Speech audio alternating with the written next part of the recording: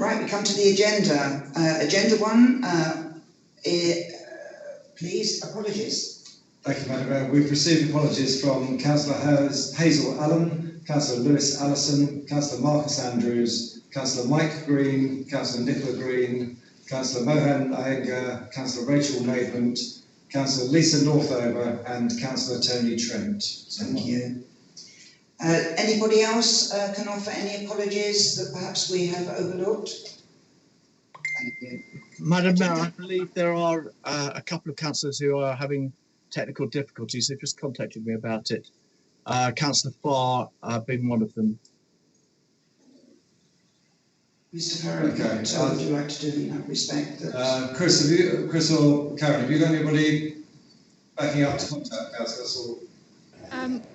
Madam Mayor, Graham will make arrangements for technical support to provided to get Councillor Farr into the meeting. So if you can leave that with us. Okay, thanks. And could I just check, Councillor Ramsey, you said and Councillor Kelly, is that for apologies or having difficulty?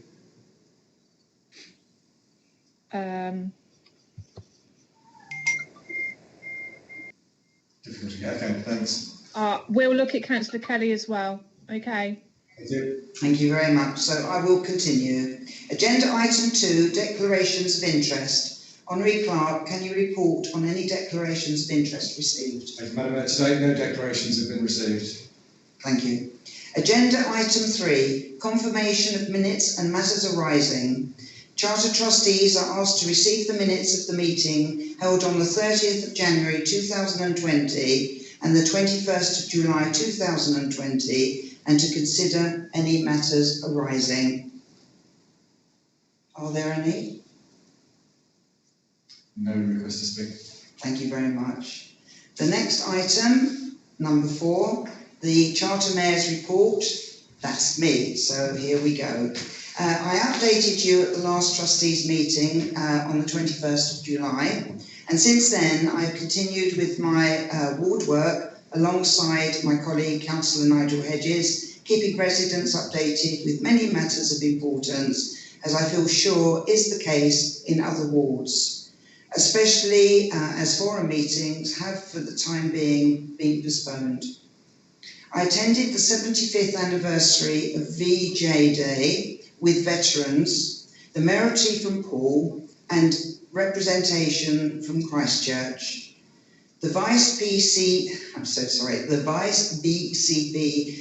Chairman, Councillor Fear, was present, as was the leader of the council, Vicky Slade, and the champion for the Armed Forces, Councillor Dave Kelsey, and a small gathering.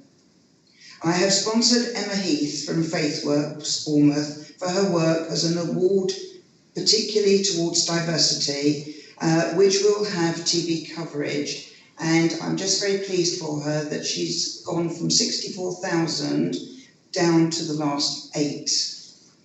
In addition, I have promoted 5 people and their community to be considered for an award, and that award was requested by the High Sheriff of Dorset, and I do wish them all luck that they should be chosen. I'd like all 5 to be chosen, but we'll have to wait and see.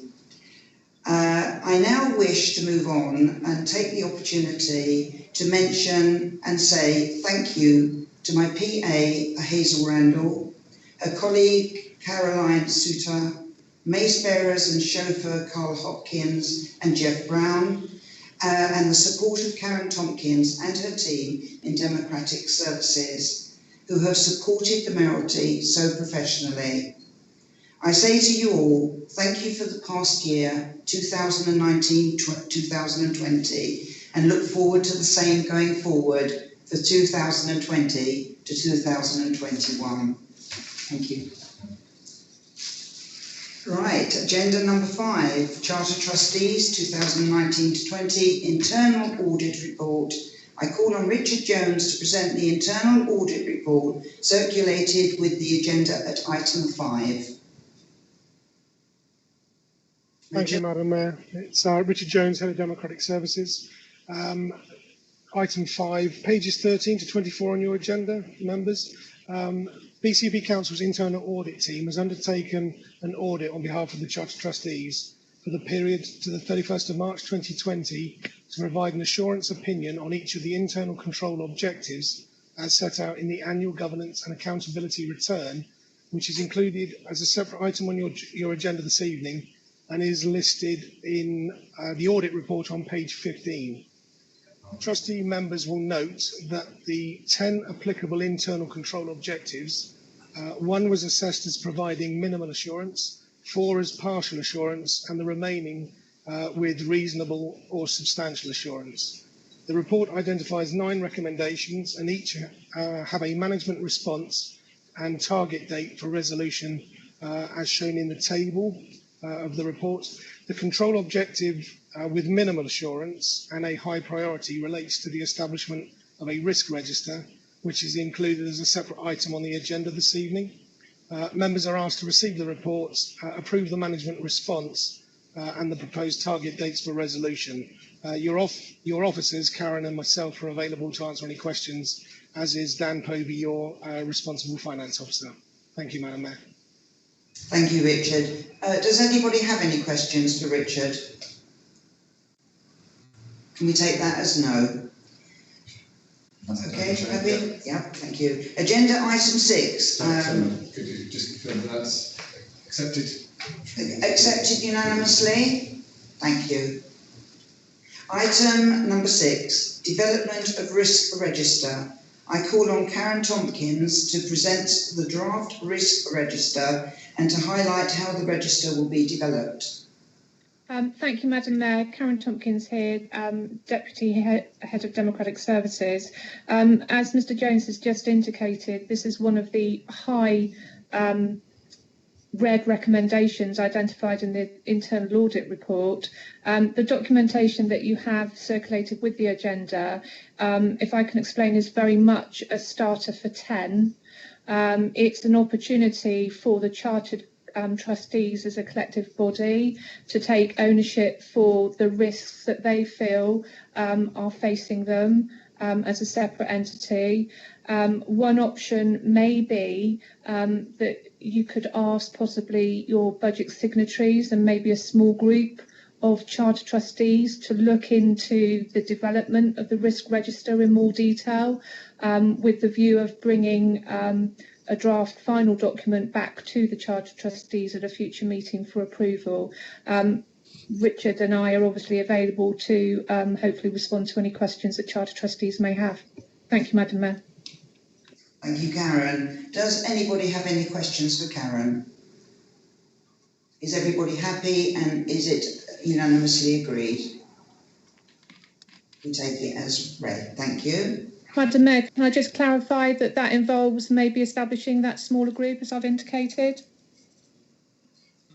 Graham? Yeah, I mean, my sense is if there's no move made to formally do that, then we could ask the signatories to do that in between meetings and come back to a subsequent meeting with that recommendation. Everybody's happy with that? Is everybody happy with what Graham has just suggested?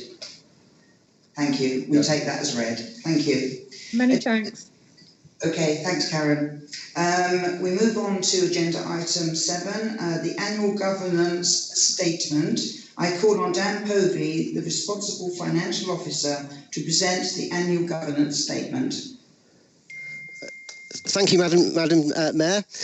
So the governance statement itself, the format of it is prescribed, and what you see before you is what a smaller authority has to complete, and that's determined by the Charter Trustees' expenditure, which is above 25,000 but below 6.5 million. So that is why we're looking at the format that we are in agenda item 7.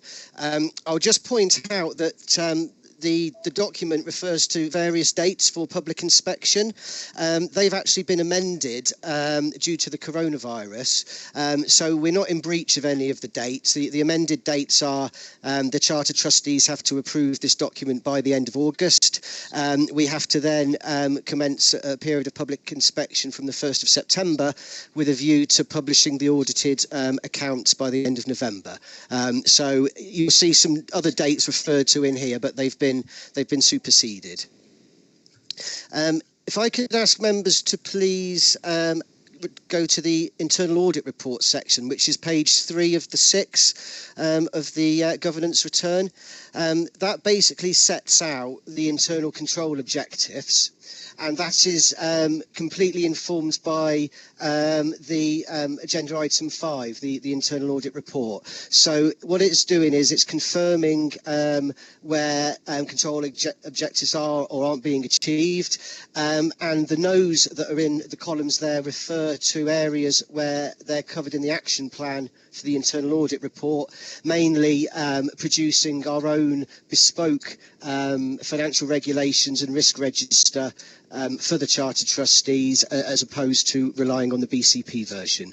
So that's all work that will commence and deal with them various no's. The next section, the actual annual governance statement, which is on page 4 of 6 of the return, is actually confirming that overall there is a sound system of internal control. There's only one element which is referred to as a no on there, and that was the risk register, which was considered in the previous agenda item. I think, having gone through the risk register and the internal audit report, probably the substance of this agenda item is section 2, the accounting statements, and they're on page 5 of 6 of the return. And what I'll say about them is, they're prescribed. These are the legal version that we have to produce, and they don't have an awful lot of detail, I think it's fair to say. So, Madam Mayor, what I would propose, if it's agreeable, is to the next October meeting of the Charter Trustees, and also with a view to the internal audit comment that there wasn't a huge amount of involvement with budget monitoring in year from the Charter Trustees. What I propose to do is to bring an expanded outturn report and in-year quarterly budget monitoring report to the next meeting of the Charter Trustees, which will expand out on a line-by-line basis both our 19-20 position and our projection for 2020-21. In terms of the actual statement itself, I should just point out that in box 6 there's a slight typo there. I think a revised document was sent out earlier. That should read 39,953.43. All the other figures are correct. There was just, I think, a slip of the finger, so apologies for that. That should read 39,000. But in essence, the Charter Trustees have spent £126,000 in the financial year, and are going to carry forward reserves of 7,993. That's very close to the budgeted position. When we set the budget, the budget for spend was 129,600, so we're very close to that, and the budgeted reserves position was 4,400, so we've slightly improved on the budgeted position. We're slightly on the wrong side of our January projection, in that we projected that we'd have reserves of just over 16,000 when we looked at this in January, and the reason for that is that we have incurred some VAT costs of 22,000, which I can talk about either on this item or later on the agenda, which has been largely offset by savings to civic events and regalia. But in essence, these are the summarised legal accounts. We're on the right side of the budget, and I would propose to bring some more detail to the next meeting. Sorry. Sorry, I was going to say, Madam Mayor. Sorry, I was going to leave it there and ask if there are any questions. Thank you. Are there any questions that Dan would like to take? None come through on the chat. Okay, so you seem satisfied. So I'm now going to move on to Councillor Kelsey. Yeah. Councillor Kelsey, please. Thank you, Madam Mayor. Could Daniel just explain about the VAT for us, please? We're moving on to that as the next item, I think, are we? Because not the next, item 9. So, Councillor Kelsey, would you like to leave it until we get there? Yeah, absolutely fine. Okay, thank you. So may I move on to agenda item 8, statement of account. Just for the record, just to confirm that is agreed. Oh, is that agreed that we wait until we get to item 9 and that we agreed with what Dan has just put before us? Unanimous, thank you, agreed, thank you. We take that as read. So, agenda item 8, Statement of Accounts 2019 to 20. I call on Dan Povey, the responsible financial officer, to present the statement of accounts for 2019-20. Thank you again, Madam Mayor. So, in essence, what we were just looking at on page 5 of 6 is the statement of accounts for the Bournemouth Charter Trustee for the financial year 2019-20, and so they are what members are being asked to approve at this point. Can I ask, please, if all members of the trustee approve the accounts as set out? Does anybody have any comment, please, or can we take it that you are happy? No comments other than approved, yep, if you agree. So all approved, all agreed, thank you, Dan. Finally, agenda item 9, the Charter Trustees VAT position. So Councillor Kelsey, an opportunity for you. I call upon Dan Povey, the responsible financial officer, to report on the VAT position. Okay, thank you, Madam Mayor. So, yes, I think we spoke perhaps briefly about this at a previous meeting, but the Charter Trustee is not automatically treated as a Section 33 body under the VAT Act, which means it can't automatically reclaim VAT. Now, I think officers had assumed when we were setting up BCP Council that the Charter Trustee would dovetail under the BCP Council's VAT status, but that clearly wasn't the case. But what we have done is we have now made representations to HMRC, and they have laid a statutory instrument, or will do, on the 14th of October of this year.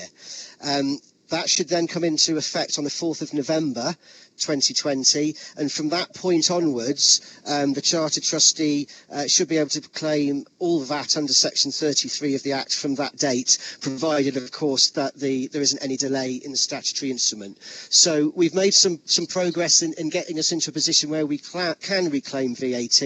I put my hand up. We should have perhaps got to that position a bit sooner. It would have been better to have done that, but we've worked as quickly as we can once we found out that the Charter Trustee wasn't automatically included.